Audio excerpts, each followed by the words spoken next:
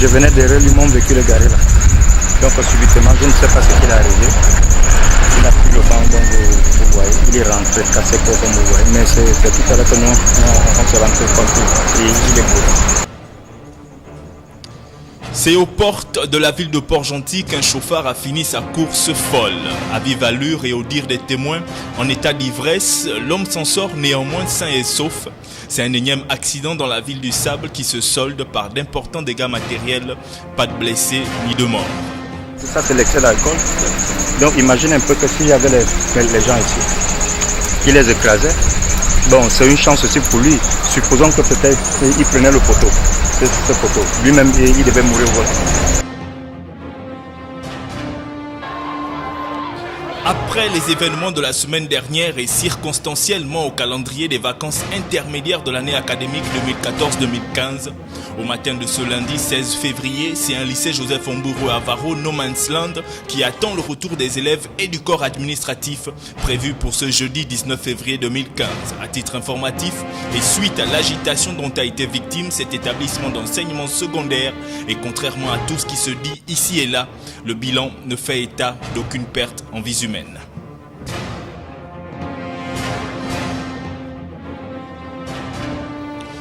La coutume de la gymnastique tonique s'installe peu à peu dans les habitudes des Port-Gentillais. Samedi dernier, ils étaient encore nombreux à prendre part aux 2 heures d'exercice qui leur sont désormais offertes par l'amicale sportive de l'île Manji.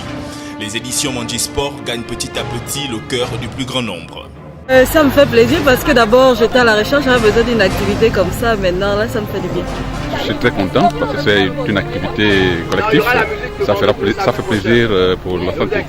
Bah écoutez, ça me fait du bien parce que c'est quand même 2 heures de sport et on se sent bien, on se sent légère. Et j'encourage tous les Port-Gentillais à venir participer à cette très bonne initiative.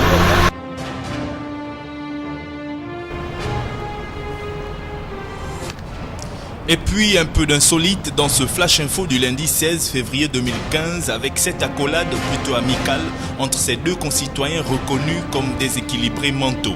Alors qu'ils illustrent la violence aux yeux de certains et si la nature leur a pris certains sens, on voit malgré tout qu'il reste quand même en eux un peu de convivialité.